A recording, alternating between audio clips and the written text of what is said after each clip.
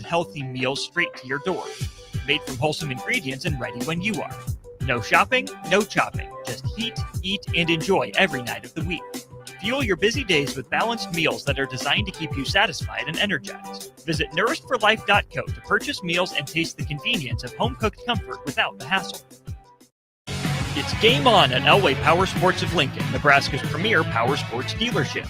Get geared up for savings like you've never seen before during Elway Days. Their biggest sale of the year runs October 14th through the 18th when every red tagged machine is priced at invoice plus $300. That's it. No freight, no setup, no extra fees. Don't miss out on these epic savings. Elway Power Sports of Lincoln has you covered all under one roof with a large selection of side-by-sides, ATVs, motorcycles, and personal watercraft at their 27th and I-80 location. Imagine hitting rewind on your life 10, even 20 years. With testosterone therapy from Limitless Male, you can turn back the aging clock and get your edge, energy, and confidence back. If you've lost your drive, sleep deprived, muscle loss, belly fat, irritable, you're not the guy you once were. Get your T levels checked at Limitless Male. More and more men are realizing hormone replacement can turn back the clock. Schedule your free consult at limitlessmale.com. Hi, this is Pastor Tom. Did you know there's a place kids can seek out help when they're away from home and something goes wrong? They find themselves in a difficult spot or even a dangerous situation. Maybe another child is bullying them or a stranger is following them. Perhaps on a date and things just go bad. In Lincoln, here's where they can find help. It's called Safe Place. Safe Place is a national program for children taking place in thousands of cities across the United States. The People City Mission is sponsoring this program in our community and has set up a number of businesses, fire stations, schools, and nonprofits around the city to become safe locations where kids can seek out help. They just need to look for the big yellow sign that says Safe Place on it. Then go inside and ask for help. We will be quickly connected to them and ensure they make it back home or to whatever resources are needed. If you'd like to find out more about Safe Place and ways in which you can get involved, just go to pcmlincoln.org. Remember, when we all do a little, we change a lot.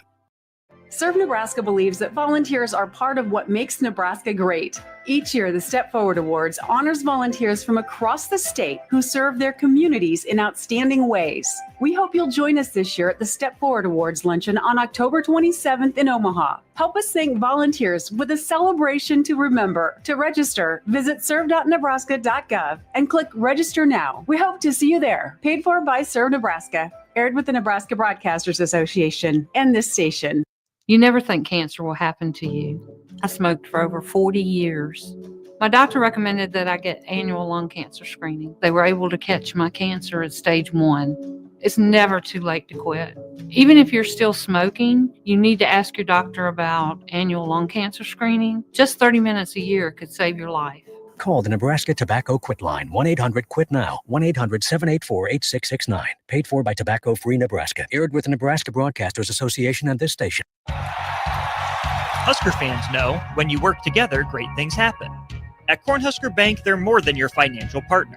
With 5 locations in Lincoln and 1 in Omaha, they're your neighbors, your teammates, and your biggest fans.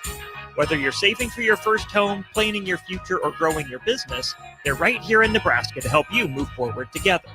Visit cornhusker.bank to learn more. Cornhusker Bank, member FDIC. Doing life together. Deciding on a college with your high school senior can be a little overwhelming for parents. But applying for money to pay for it is simple. FAFSA, the free application for federal student aid, is now easier than ever with fewer questions and faster fill-out times. If you have a high school senior, now is the time to apply for thousands of dollars for classes, books, and housing. Get started, Nebraska, at dothefafsa.org. Sponsored by Education Quest Foundation. Aired with the Nebraska Broadcasters Association and this station. After a long, hot summer, are you ready for fall? What about your home? Is your heating system ready for cooler temperatures ahead? Call Bryant for your fall heating check. No matter what brand of equipment you own, Bryant's trained technicians will thoroughly clean and inspect your furnace or heat pump to make sure you stay warm, safe, and comfortable. Call today to schedule your home heating check. 467-1111. Bryant Air Conditioning, Heating, Electrical, and Plumbing. 467-1111. Bryant, whatever it takes. You've got used to one segment of Good Takes in the morning, but now there's a full show of Good Takes at night. Welcome into Raff's Good Take on Sports on 93.7 The Ticket.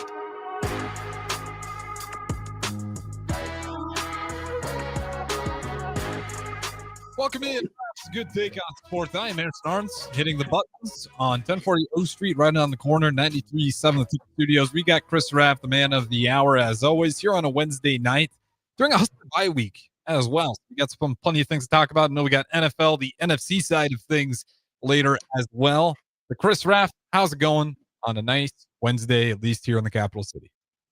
It's going pretty good. Weather down here is very nice also. Question I got for you. The Patriots uniforms tonight, have you seen them? Me and DeMornay Pierce-Snell were just talking about them. He tipped me off on how nice they were. Those are, I had to look up during a break. Big fan that they bring those out again throughout multiple seasons. I don't have to disagree. I don't like them. What? Really? They're like a faded blue. I mean, I guess I'm old school. Like, yeah, you are. I want to see them back in their original, the Patriot on the side of the helmet, and the red jersey, and Steve Grogan with the neck brace on, or the neck roll. I mean, that's what I want. I want old school uniforms. We tried that. We did the mesh offensive scoring explosion here in Nebraska, and it sucked. No, I'm just kidding. That was just bad design. I like these uniforms, though. I do like the old school Patriot. That one's iconic. It's not like I don't like the others, but I'm a little surprised. I love this uniform. I think it's a nice look for them. I want 1981 back, 1983, 85. I want those uniforms back. Well, let me ask you this, Raff, just because me and DeMornay Pierce-Snell talked about it, just since we're on uniforms, and this is the Idle Chit Chat segment. Yes. Who has the best college football helmet? The best college football helmet. Yep, no alternates, just their average Joe. That is what they wear on game day. Oh, man, this is tough. You can't pick Nebraska either.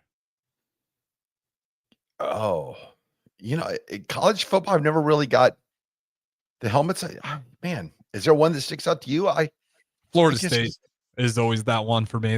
I love that Florida State helmet. Yeah. Gosh, I'm trying to think. What is Clemson's are iconic. Everyone loves the Texas helmet. It's just the color scheme. It's a nice color. It's a nice helmet. No, Texas. Yuck. Yeah. Man, I'm always surprised by people love for the Penn State helmets. I get their tradition. Boring.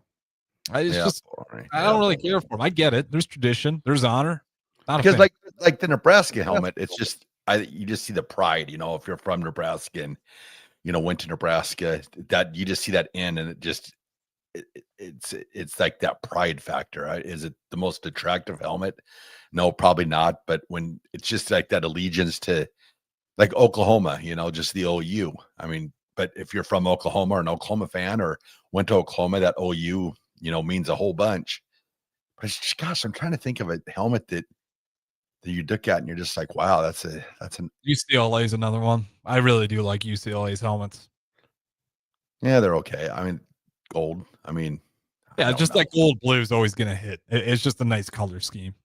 It seems like, is it me or does it seem like NFL helmets are a little bit more designier than college football helmets?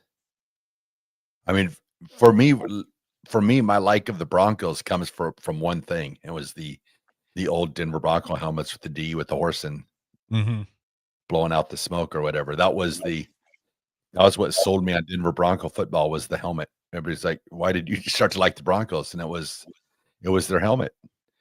I mean, it's sick. I do like that. There's quite a few. Michigan, I'm just not a fan of the wings. Again, that's another honor one. Ohio State helmet, it's actually nice. I'm actually a fan of Ohio State's helmets. Yeah, but it's so basic. You know what I mean? It's just but that gray and red, like nobody really rocks the gray. And Ohio State does it in a way that it looks sharp. Yeah. And then they got the Buckeye stickers. Like Michigan does the stickers too, but it's just kind of sloppy on the back after a while. Yeah. Clemson's works out. And it's one of the sticker schools that I support. Florida State still do stickers? Huh? Does Florida State, do they still do stickers? I don't think they do. I could be wrong, but they used to have like the little tomahawks on the back. I don't know if they still do that. Yeah, I don't really watch much Florida State football. Plus, they probably don't award many of them out this year because they've been struggling mightily. So maybe they didn't even have to get them out this year. But yeah, I think NFL helmets are designier than college helmets because, man, I think back on it. But it's funny is it seems like as the years go by, the designs aren't as cool as what the ones, or maybe it's just me and my age. But I just think they're not as cool. They're getting more simple. Yeah, back in the 80s and 70s and 80s, I loved those helmets. I think it was probably because they were starting to figure out how they could make the cool helmet stickers and stuff like that. So teams, went out on, because the old the Miami Dolphins, their old helmet, because they have like a different dolphin now, or the different look of it to what it looked back in the 80s when it had the dolphin with the helmet on. I mean, that was cooler. Yes. Gosh, who else? I mean, the Raiders, that's a cool helmet. I could have maybe been a Raiders fan. I mean, it had the pirate, but I was more of the Broncos, with the horse. But I could see I could become a Raiders fan. Yeah, I mean I like a lot of the older logos more. I do like the current Bears logo. I like how there's this a little bit. It's nothing crazy, and they avoid a lot of the alternates too much. So I like the Bears when they're keeping that tradition, and I think the Bears have an awesome color scheme. There's NFL. I don't see a whole lot of variation. Is my only problem with it. Like everyone's got pretty similar. It's the logo on the side of the helmet. Maybe the Eagles because their bird's facing a different way, and that's or the logo. What about the Steelers? Now that one got me for a lot of years because they just wear the Steelers sticker on one side of the helmet, and the other side is just all black. That always fooled me for a long time. Man, I don't the yellow and black. It just never works for me. Like whether it's Iowa, whether it's the Steelers, whether it's Missouri, I hate that color scheme. And I don't know if it's because of Iowa. But I think growing up, the yellow black has always looked, go black and gold if you're going to do it, or just don't pick black. Yeah, I'm not a fan of like the yellow and black combination. Yeah. Never been like a good look. You're going full uniforms, not just helmet. You're going the full. Well, the helmet too. Like if you got a black and yellow helmet, it's just the bumblebee out there. The bumblebee. Gosh, the Bengals helmet. So, okay, see the Bengals helmet. Yeah. The Bengals helmet for me actually got better because up until 1981, 81, they used to just have Bengals on the side. It just spelled out Bengals. But then when they went to the Bengal Tiger, like the marks, I thought those helmets, they made a great step up with those uniforms when they went with that helmet. I'm trying to think. Especially when they do the whiteout Bengals, when the Bengals wear those white helmets, those are some of the prettiest helmets in the league. Yeah, those I love the Bengal stripes. You know who had a great helmet? The Houston Oilers. One of the best. I mean, that's sad that that's gone. I wish the Rams, remember the Rams for not too long ago, they had the white accent. That looks so much cleaner. I go back to the white accent. Maybe I'm a minority on this, but I don't like it when the Rams go with the yellow. I liked it better. They did it for a little bit. The white looks so much better with that blue in my mind. See, and that goes back because I believe back in the early days of the Los Angeles Rams, that's the way way their helmets were. And then they switched it, and then they switched it back, and then they switched it again. Like I just go with the white. It's such a cleaner look, and there's enough blue and yellow teams in the NFL. There's no blue and white team in the NFL. Yeah.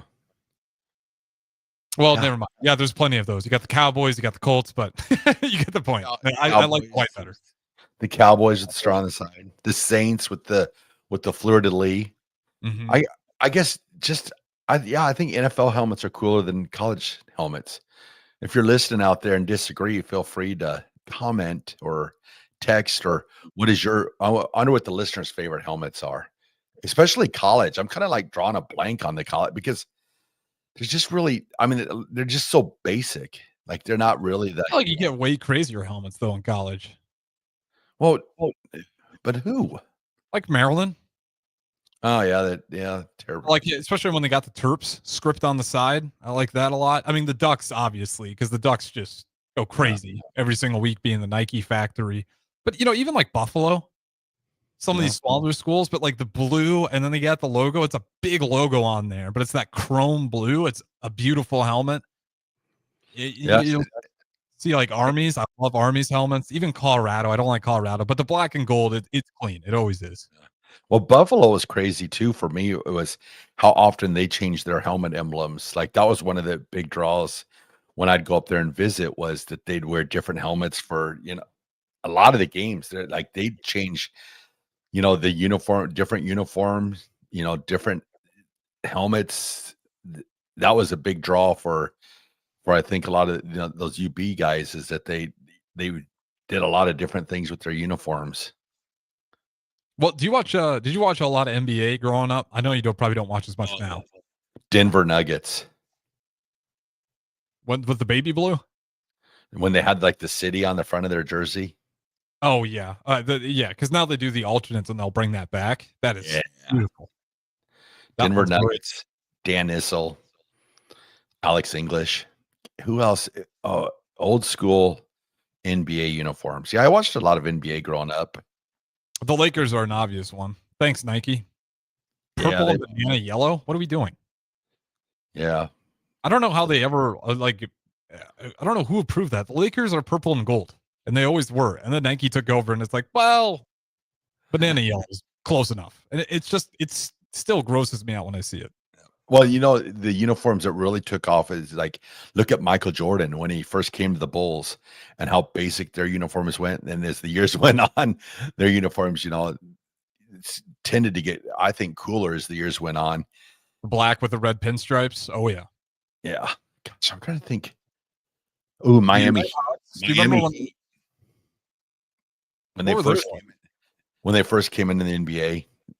Because they were kind of like the first team that really went kind of with a lot of black in their uniform, and they had like the fire,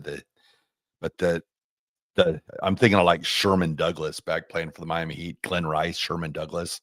Now what those look like. I'm blanking on those uniforms. I can throw out old NBA, all day long, but man, now it's like, woo, watch out, not that up to date. Who else had some good?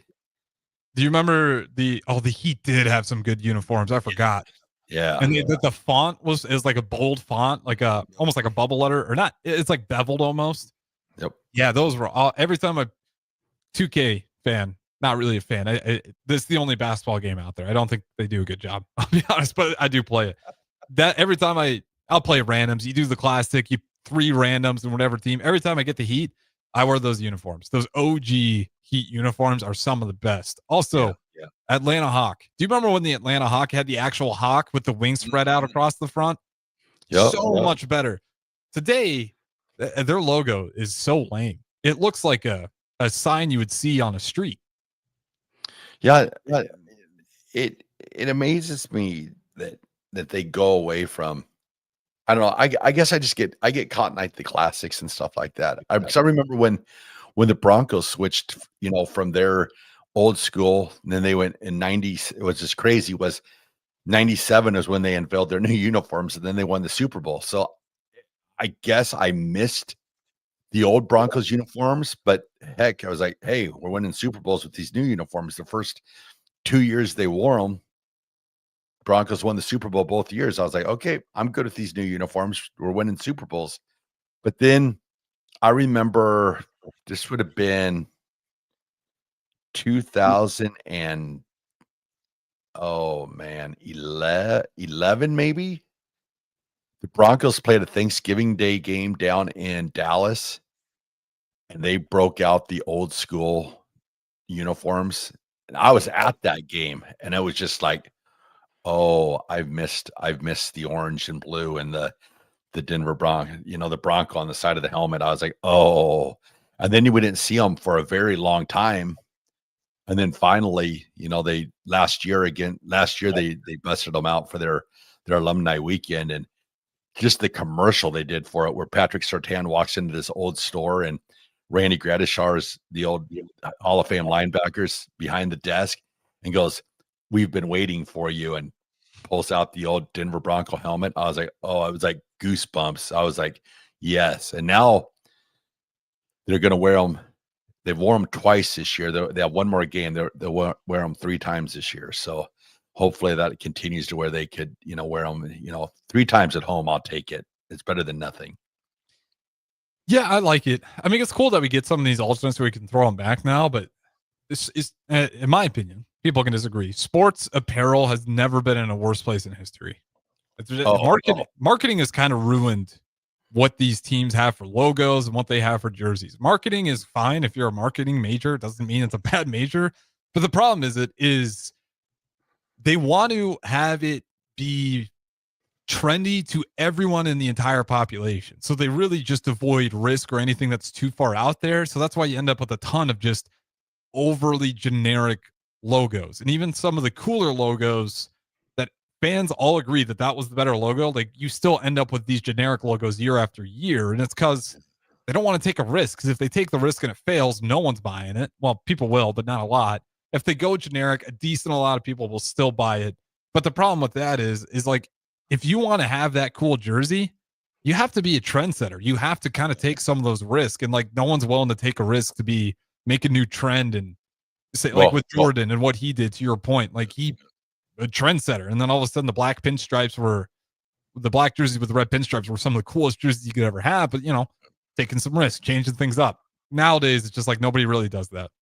How about the NFL and their sideline hats this year? Have you seen those? The sideline hats?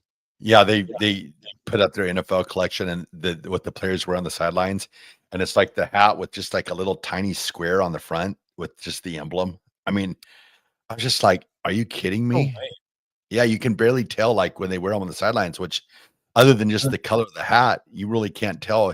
Usually they have something like, it'll say Broncos or it'll have the emblem or, it'll have something. And these it's just a little tiny square on the front of the hat. And I was just like, that's not risque. I want some, wild and crazy, something that, I don't know, that sticks out a little bit, I guess. Yeah. I mean, what was our beef with the 100 anniversary jerseys that we wore for all alternates? It's like, if you're going to do it, do it. Like, I don't half butt it. And that's where I always have beef because I'm an NBA fan and I can rattle on. Like Raff, what was better, the Bullets jerseys back in the day or today's Wizards jersey? I'm going to say Bullets back in the day. 100%. The Bullets jerseys, awesome. And then that was for stupid political reasons. That's a whole nother story. But the Bullets uniforms were awesome. Okay, let's go to the Washington. Well, I mean, we can stick with the Wizards. Like even the new logo for the Wizards today is just a basketball with stars on it. Before you were bold enough to actually put a wizard on the logo because you're the Washington Wizards, like theirs was significantly better. The Minnesota Timberwolves. Once again, their logo today is just a circle. Back in the day, it was the tree line with the wolf, big wolf over the middle. They had the trees on the collar. Oh, so much better back in the day. Dan Marley, Phoenix Suns. Yes, those uniforms are great. And then I saw today, or maybe that was yesterday, that Nebraska basketball is doing their 1996 Adidas uniforms. Yeah. Okay. Well, funny about this is they're bringing those back, their throwback uniforms. When Nebraska unveiled those uniforms back in 96, I remember people complaining like, what in the world? Those things are horrendously ugly.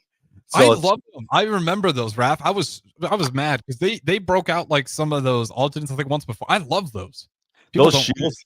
Those Adidas shoes, I mean, they were rough, but now they're 96 is back. But I saw the current players wearing those uniforms. I was thinking back to 96 and I was just like, oh man, I remember when those uniforms came out, but yeah, aged again. God, they're so good. I love the way those jerseys look though. Like I'm a big fan. That's nice for Nebraska. Not too much, but different enough. Changing it up. I'm a big fan of that. Shout out to the Huskers men's basketball team for getting some sick alternates in there. And going with the throwback and making it look like the throwback. Like they look exactly like they did in 96. Like that. That's the one thing with Nebraska and the mesh jerseys for football was they something about them looked different than what they did back in, 94, 95. Could be wrong, but it didn't look the same. Like, look at the 83. That's my favorite Nebraska football jersey is the 1983 jerseys. When they did the 83, they didn't look they just had a different look to them than what, and I'm sure, being a different company that you couldn't make them, like they did back in 83, but those 83 jerseys, man, those were awesome. Yeah, you're not the only one with that opinion. I think that might even probably be my dad's favorite era too. I would not be surprised. Not to age you, Raff, but yeah, no, 83 jerseys, because they had the N on the side, and that was, I always thought that was pretty cool. And then, go back and look at like old Irving Fryer and Mike Rozier. I mean, they were showing the, the 6-packs and those midriff jerseys. They were awesome.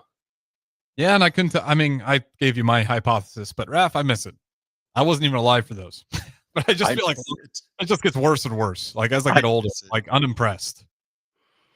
Yeah, no, it's uniforms. It's a wild world. It's a wild world. But then I guess, like we're saying, you got to take risks. So I'm guessing those Adidas people are thinking like, well, if it hits, it's going to be great, and if it doesn't, and unfortunately, a lot of their risks that they've taken have kind of fell flat a little bit. Well, I think they just don't go all in with the risk, though. I think that's the problem. Like, if you're going to do it, you have to do it. And that's why, like, the 100-year alternate, couldn't even tell. The scoring explosion, you tried to do it with the leather helmets. You didn't go all in. But then you go look at Illinois the next year, and it's like, oh, they went all in. They actually pulled off the leather helmet look. You have to go all in. And it feels like Adidas too often has been like, we don't want to change it up too much, but we want to try to make a statement. And anytime you're in that, we want to do both. It doesn't work. So that's where I'm at. Hopefully they can change it up a little bit. You got any honorable mentions as we talk about alternate uniforms before we throw it to our first break? Alternate? Well, uniform wise, the powder blue Chargers, when they do the AFL specials. God, who else has always have liked? I'm kind of like going up through the East Coast and going. I feel like I'm driving around in my head, going to different NFL venues, trying to think of what the uniforms were. I mean, I'll give credit to the Chiefs. I mean, that uniform has been pretty much the exact same since 1968 when they won their first Super Bowl. I mean, it's pretty much, or was it 71 or 71? They were in the first Super Bowl, and was it 68? But yeah, they've been pretty pretty much the same all the way through. Yeah, they've done a good job not changing it. Even same thing, Green Bay Packers. I'm not a fan of it for obvious reasons, but they're classic. The big one was the Buffalo Bills. So I remember the Buffalo Bills, they had the white helmets, and when Jim Kelly came to Buffalo, they came out with the red helmet. So that was a pretty big deal back in 80. I would have been 85, 86. Yeah. So I mean it's just always when something changes or whatever, just that look. But it was kind of a new era with Jim Kelly coming to Buffalo. So they made some changes to their helmets. So who else is that? Those are kind of the ones. NFL, you're more well versed than me, but the Jets at one point in time had this. It just said, I think it was white. Yep. Instead of green. I like that more. The green, the Jets uniforms, I think, are kind of too much green. It's a little gross for me. It's just not a lot going on. It's just all green, a little bit of white, and then just the Jets logo. And even their Jets logo. They have like the Jets, for instance, they have like the old school for me, thinking 80s. Then they got the old school, the Joe Namath type, and I think the Joe Namath years were probably sharper. And they went back to that a few times. I know it was the Testaverde years in like 98. I believe that was kind of the helmet they wore. So it's cool. I'm glad the teams go back and they do those throwbacks to where they wear some of the old uniforms, like the Chargers, the powder blues. You hadn't seen those forever, and then when they started wearing those, Chris Berman. I mean, that is like his all-time favorite uniform is when they bust out the powder blues. So much better than when they bust out the electric yellow. I don't know what they call them, but the yellow color rush, I'm not a fan. I don't like the look of the Chargers. Cool jerseys back in the mid 80s, the Seattle Seahawks. Was it silver? Silver Well, helmets, right? The helmets, the Seahawk on the side and the silver helmets, but their jerseys were super cool. Like the arms had like the Seahawks on the side. I remember Kurt Warner, the Penn State running back, his rookie year, and it was like those jerseys were they were pretty cool. I like those. And I feel like they've tried it in the wrong direction. I'm not a fan of like the neon green with the blue. Yeah, no, I wasn't not a fan. So it didn't even look cool when they had Marshawn Lynch and Russell Wilson and Richard Sherman. Like even even the 49ers, they kind of went back, they switched it up a little bit and it was like, nope. And now they've kind of went back to, the old 49ers, because I remember, was it like towards the end of Steve Young's, they were like starting to fool around with their emblem and stuff like that. And people are like, no, let's, get back to kind of that old school 49er look. Well, there's this iconic, like it'd be a mistake to mess with those. And like, I like their colorways, their logo's perfect for them. Like that's one I don't think you should touch. There are certain teams where I feel like they've hit it and it's okay not to take risks because you're there. Like you have set a trend there in San Francisco, and to the point to where if you do try to change it, your fans won't want it. So with that being said, we're over the clock. Don't go anywhere. Second segment coming up next. We're going to talk, I think, NFC North, or not North, NFC, Raff, NFL. Yep. Got to talk about your Bears. All right. We'll do that next. Don't go anywhere. This is Raff's Good Take on Sports. We will talk to you guys on the other side. After a long, hot summer, are you ready for fall? What about your home? Is your heating system ready for cooler temperatures ahead? Call Bryant for your fall heating check. No matter what brand of equipment you own, Bryant's trained technicians will thoroughly clean and inspect your furnace or heat pump to make sure you stay warm, safe, and comfortable. Call today to schedule your home heating check. 467-1111. Bryant Air Conditioning, Heating, Electrical, and Plumbing. 467-1111. Bryant, whatever it takes. Tired of asking what's for dinner? Nourished for Life has got you covered. At Nourished, they're a local meal prep company that delivers fresh, chef-crafted, healthy meals straight to your door. Made from wholesome ingredients and ready when you are. No shopping, no chopping. Just heat, eat, and enjoy every night of the week. Fuel your busy days with balanced meals that are designed to keep you satisfied and energized. Visit nourishedforlife.co to purchase meals and taste the convenience of home-cooked comfort without the hassle. It's game on at Elway Power Sports of Lincoln, Nebraska's premier power sports dealership. Get geared up for savings like you've never seen before during Elway Day. Their biggest sale of the year runs October 14th through the 18th, when every red tagged machine is priced at invoice plus $300. That's it. No freight, no setup, no extra fees. Don't miss out on these epic savings. Elway Power Sports of Lincoln has you covered all under one roof with a large selection of side-by-sides, ATVs, motorcycles, and personal watercraft at their 27th and I-80 location. Imagine hitting rewind on your life 10, even 20 years. With testosterone therapy from Limitless Male, you can turn back the aging clock and get your edge, energy, and confidence back. If you've lost your drive, sleep deprived, muscle loss, belly fat, irritable, you're not the guy you once were. Get your T levels checked at Limitless Male. More and more men are realizing hormone replacement can turn back the clock. Schedule your free consult at limitlessmale.com. Hi, this is Pastor Tom. Did you know there's a place kids can seek out help when they're away from home and something goes wrong? They find themselves in a difficult spot or even a dangerous situation. Maybe another child is bullying them or a stranger is following them.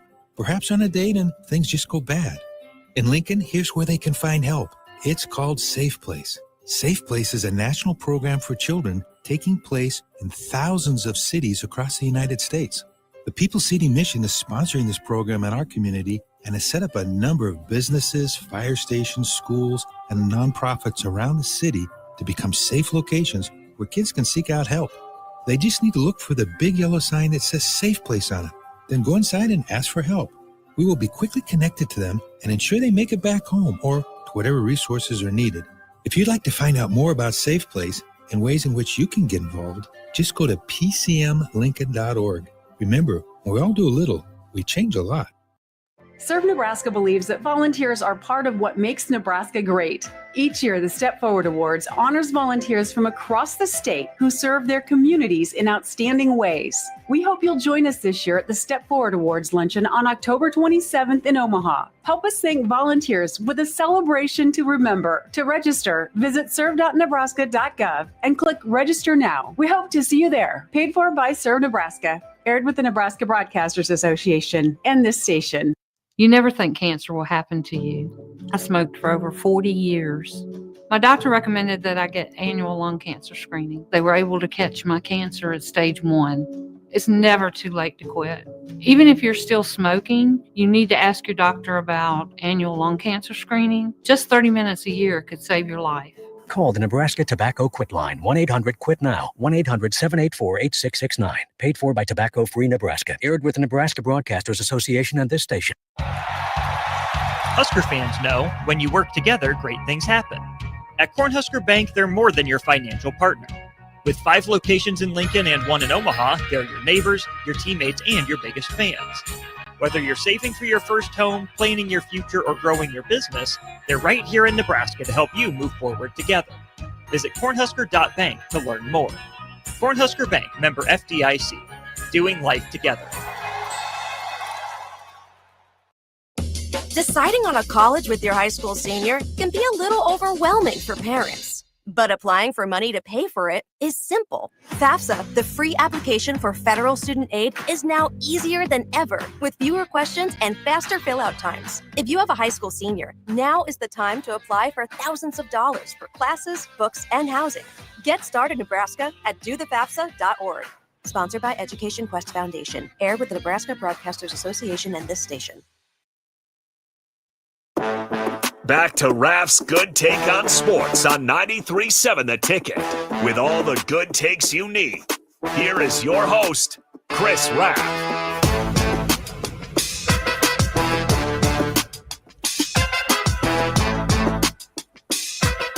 Welcome back in. Raff's Good Take on Sports, segment number 2, possibly segment number 2 and 3 combined. We'll see how long this takes us to get through the NFC and the NFL. Speaking of, we do have it on the brick and mortar. Patriots leading the New York Jets 24-14, about 10 and a half minutes left to go in the fourth quarter. That being said, Chris Raff, as always, the mic is yours. Before we start talking about the NFC, the New York Jets, down, like I said, down 24-14. Travion Henderson, 3 touchdown runs so far for the Patriots.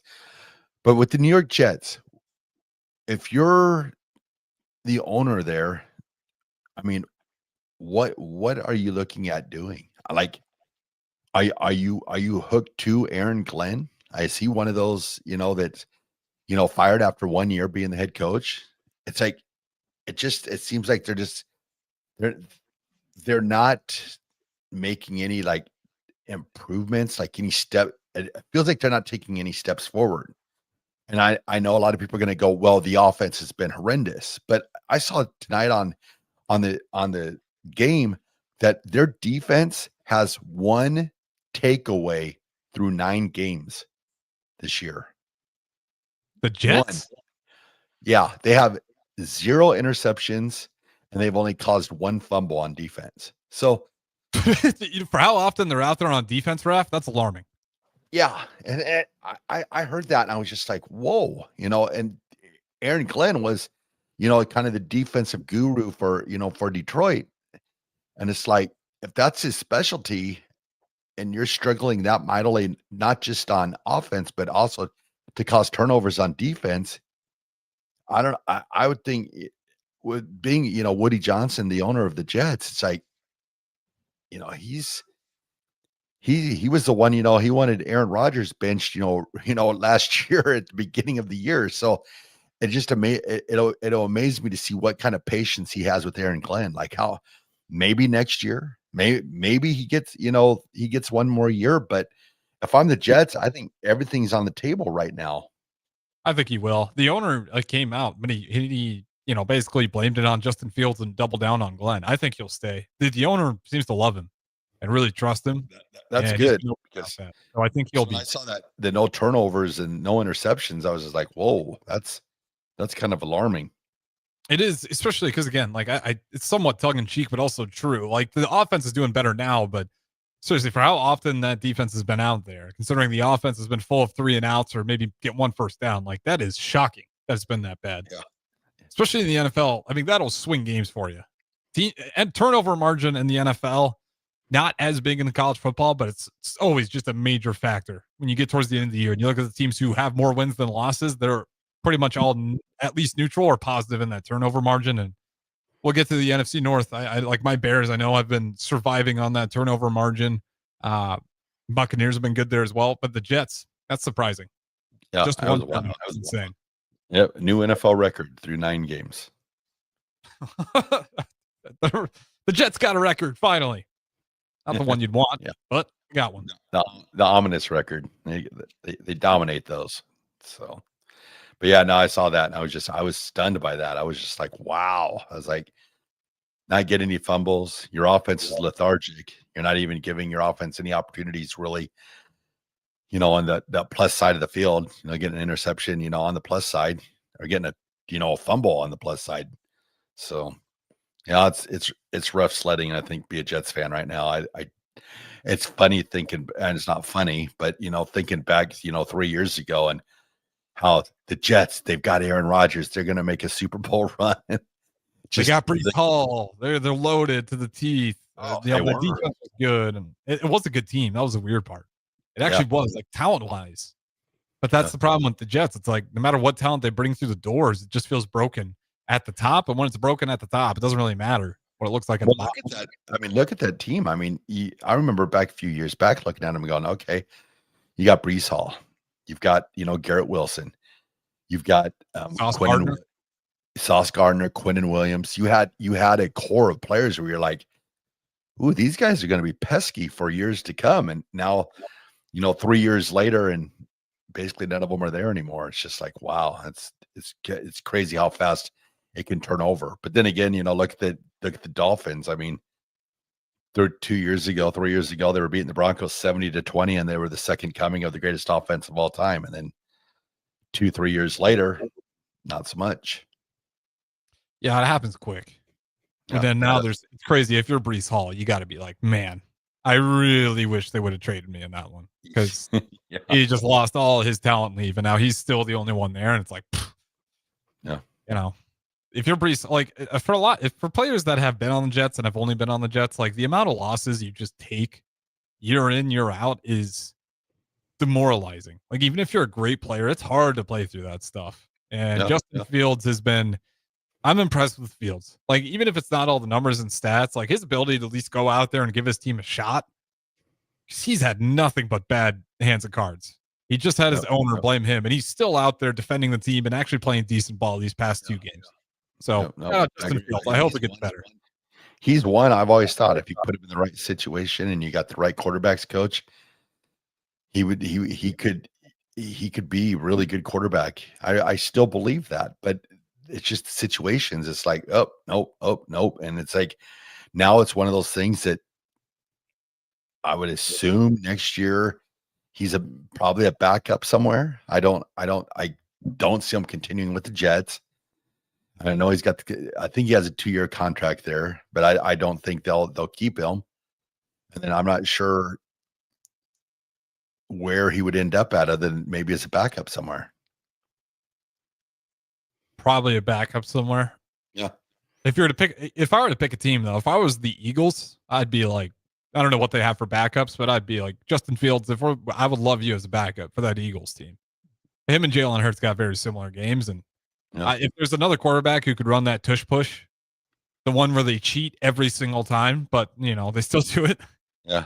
Fields. I mean, I think he would fit really well in that offense. There's not a lot of offenses that he would fit better in, I don't think.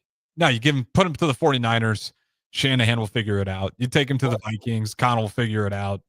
Certain organizations just figure out a way to get the best out of their quarterbacks, but that's why I'm impressed with what he's doing with the Jets. Like, he's figuring out a way to actually improve his game despite everything else around him falling apart.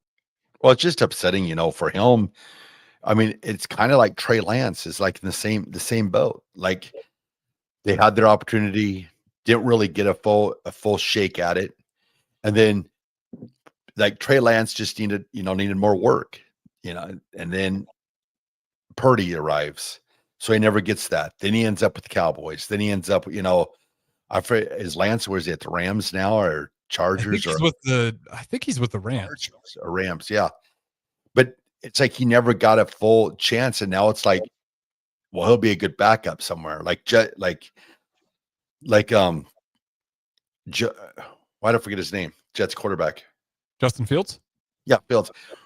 Fields is like in the same boat. Like he's got a chance to play this year, but just I don't know. Their offense is lethargic.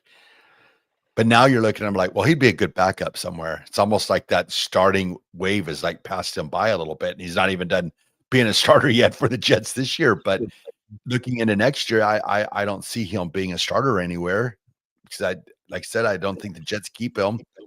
So it'd be a free agent signing, and then you'd have to. It's almost like he's almost still a project quarterback where you have to get under a Kyle Shanahan or a Sean McVay, somebody a quarterback guru to get him back on the right track again. Yeah, I mean, I thought he would actually work at the Steelers, and then he went 4-2, and then Russell Wilson took over, and then they traded him. Yeah, I never understood that. I remember when he was doing okay. I mean, it wasn't putting up the greatest numbers, but he was playing fine. And I was like, you don't want to start Russell Wilson. You don't want to start Russell Wilson. And then Russ Wilson came and had like a big game. I think he had like 5 touchdown passes or something. And I was like, you still don't want to start, but they stuck with it. And then it was only downhill from there after that 5 touchdown game. Well, look at like Russell Wilson now. I mean, now he's the 3rd string emergency quarterback for the Giants. Or I guess he might be number 2 this week, but Jameis is starting. It's like they've pretty much made it clear that he's going to be out in New York after this year. So, and then what happens next year with Russell Wilson? I mean, do you bring him on he clearly wants to be a starting quarterback, and I think those days are about 3 years past. So I don't know. If I'm an NFL team, I don't want Russell Wilson. I just don't. Well, I know. Then you're bringing in like he's doing cameo now. Did you see that by chance? No, really? Yeah. Why? I have no clue. I have no idea. But I shouldn't be so critical maybe on it. $333, you can get a cameo from Russell Wilson. I just don't. I don't want to speak ill will on it, but the cameo thing to me is cringy. But I might be a minority on that. I can see why it's cool in certain situations, but when you're actively playing, it's a little strange. And he's made like over $100 million over the last 3 years or something crazy like that. And I'm sure Sierra's not doing too bad either. It's just, I don't know. It's just weird. It just seems like it's just another attention type thing for him. Like, I get it. He's a great dude. I'm sure he's a great guy and stuff like that. But it's like, if you're an NFL team, do you want to bring that attention in as your backup quarterback? And I think that's what you got to start looking at. Yeah, his career really fell off with the Danger Witch. Yeah, like it's weirdly, I know it's just an ad, but like that was like around the time it just kind of fell off a cliff, and it hasn't recovered. And I actually thought for a while there with the Steelers, like I liked Justin Fields. But I actually thought Russell Wilson would do okay there and prolong his career. I didn't think it would kind of fizzle out like that quickly either. Because with the Steelers, by the end, you were just like, okay, clearly this isn't a long-term solution. Nope. And then the Giants, take him for insurance. And then Jackson Dart goes down during the Bears game. Russell Wilson gets put in, and he just completely doesn't do anything, plays right into the Bears' hands, and Bears get another win. And that was kind of the Russell Wilson, sorry, buddy. We're going to go with Jameis Winston next. Yeah. No, it's crazy. It is crazy, but he's made a lot of money. Well, Raff, that being said, we're just going to put these 2 breaks together. The NFC, we don't have enough time to cover it. I'll just be flat out. We got a little bit of time. Pick a division. Ooh, pick a division. Let's do the NFC North. Let's go, Raff. I was hoping you'd pick that one. It is also... Taking my bias out of it, it is also one of the more interesting ones because all teams in there outside of the Vikings are above 500. Yeah. What do you think? The Bears make a run? Can they win the division? Is it a possibility? Do they have the schedule? It's a possibility. I think they can make the playoffs. I don't think they're going to win the division. I think the Lions will win the division. I think the Bears can actually take that second place spot though and make a playoff spot. I think they're good enough. And I know these games have been close, but Raff, it's about getting better. So three teams from the NFC North in the playoffs: Packers, Bears, Lions. I think 3, unless the Packers can continue their downfall. I'd say Those Chicago Bears. I've had this one ready because I knew we were going to talk about it. Oh, I was hoping we were. That's why I got a little bit nervous. But have you heard of the Ben Johnson, that chant, the good, better, best? Nope. I'll get you fired up. I'll play it for you. This is the Bears chant after every win. And I'll tell you what, Ben Johnson and there's a culture over there. And you can hear it in this clip that we'll play for the Bears. Good, better, best. Good, better, best. Never let it rest. Never let it rest. Good gets better. Good gets better. He better get better. He better get better. Bears on 3. 1, 2, 3. Bears. So that's after every win. And it's an awesome chant. And it's the first time in a while I've seen the Bears have that collective tissue that's been lacking for so long. And then they've had all these close game wins. So there is something there for the Bears that's totally new for me that I haven't seen since maybe a little bit of that, Lovie Smith Cutler era. But now we're back. I think we're back. And the Packers seem to have go ahead. A little bit of the Nebraska pregame prayer, a little bit. Team that won't be beat, can't be beat. Kind of has the same tune to it there. Yeah, there was the Cubs Hall of Famer, I think, and it was his Hall of Fame speech, and that's where Ben Johnson took it from because I think he's a Cubs fan as well. But nice. Yeah, it's awesome. It's just that the team's invested, they're bought in. You feel like you got a quarterback. Feel like everyone likes Ben Johnson as a head coach. I heard a Packers fan call in on a Bears radio show complaining about, like he's worried about the Bears because they have a great head coach and they want to fire LaFleur. Where do you see the Packers' future going? Because I think firing LaFleur is a mistake. Yes, you got to stick with him. And I don't think he's to that point of firing. I mean, he's put up some great great numbers. What has he been there 4 years now? 4 years? I think I'll double check. 4. I mean, his record's not. I mean, he's had some good years there. They haven't got over that hump of making a deep playoff run, but I think you've got to stick with him. Plus, he's a great offensive mind, and that's always great to have with Jordan Love. This is year 6 for him. He started in 2019. Yeah, you're right. That is true because he had some years with Aaron Rodgers there. Yeah, he's 75-41 with the one tie that's happened this year with the Cowboys. So he's 64% winning percentage. That's not bad, especially when you're dealing with the down years of Aaron Rodgers and the new years of Jordan Love. Like, you're in a transition phase. For him to be in that transition phase and to be holding a 64% winning percentage, I think that's good. Oh, in the NFL, that's extraordinary. In the NFL, you can't get rid of that. I don't think the Packers will. The Packers are pretty. They're a lot like, the Steelers. Like they stay pretty well committed to their coaches. I mean, even like, Mike McCarthy. He was there for a good long time. Mike Sherman. He wasn't there as long, but he was there for a pretty decent amount of Favre's career after not Andy Reid, Mike Holmgren left. So I mean, they stick with their coaches. They'd be nuts to get rid of LaFleur. I don't think they will. I think the fans want it. Some do, but I think they're going to stay. The Packers handle that stuff, I feel like, with class. And again, with those numbers, I think you'd be a fool to, and I don't think they will. Vikings. Should have kept Darnold. Well, you're right. You're right there. But okay. Yes, they should have, but they had already pushed their coins into the middle by drafting McCarthy.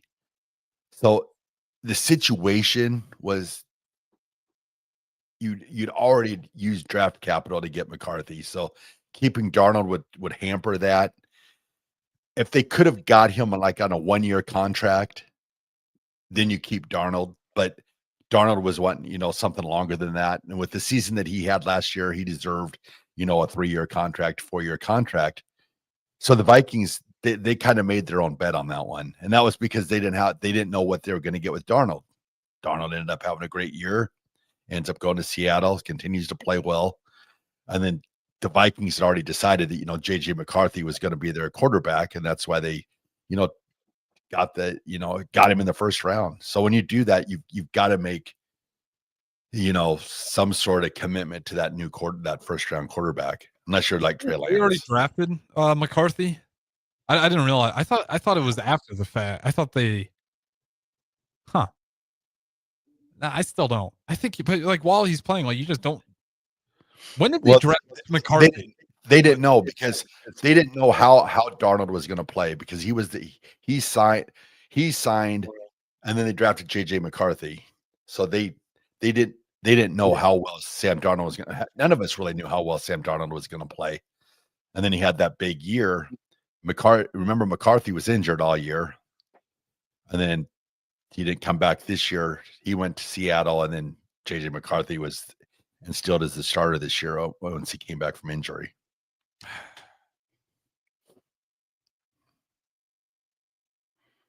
I guess that makes a little bit.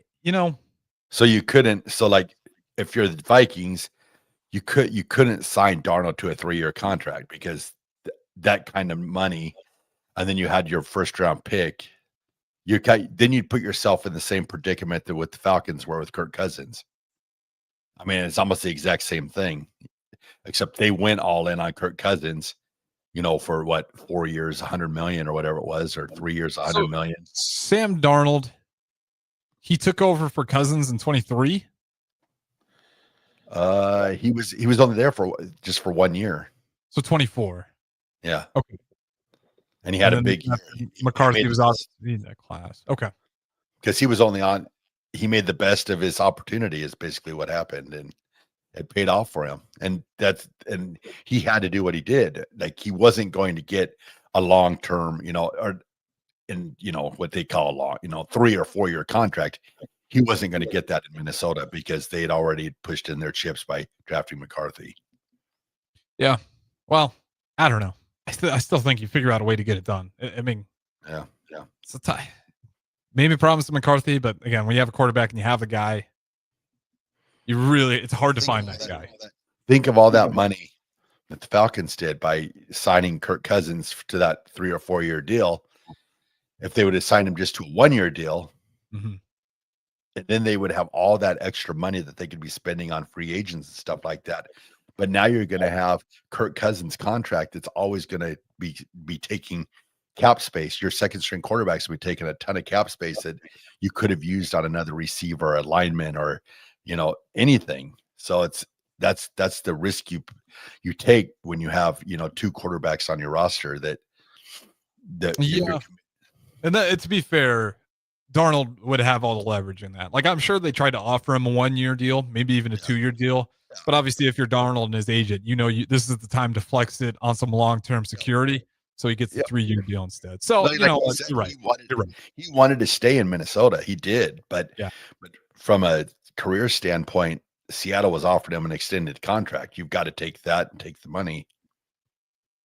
You're right in that, Raff. I need to change my mind. I think easier to say that Sam Darnold, like there was some real repercussions, much tougher decision than I even remembered it. All right, Raff, a little bit of time left. Raff's good take. What do you got today? All right, everybody. Today's Raff's good take goes out to Ricky Simmons. This weekend on Saturday, he's having his first fundraiser for the Ricky C. Simmons Triumph Foundation. It's going to be up in Omaha, which is really cool. The Randy J. Goodwin from Fallen Giant Films. They're having it at the Cloud Room in the Blackstone Plaza from noon to 4 p.m.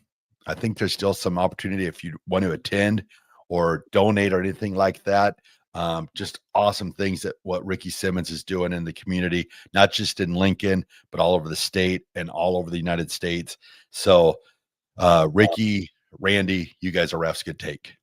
Love it. He is a good guy. He was just in here from at tonight, 6 to 7 on Emma Spencer's show. And if anybody's listened to him, he's a good guy. Like incredible story, even a greater human being. So shout out Ricky C. Simmons. He absolutely deserves that shout out. And just all the ticket athletes, everyone here at the ticket. It's been a great night, great Thursday night. That is Chris Raff. I am Harrison Narns. But Raff, as always, I'll let you have the final words. Everyone, be nice to each other. We'll talk to you on Monday.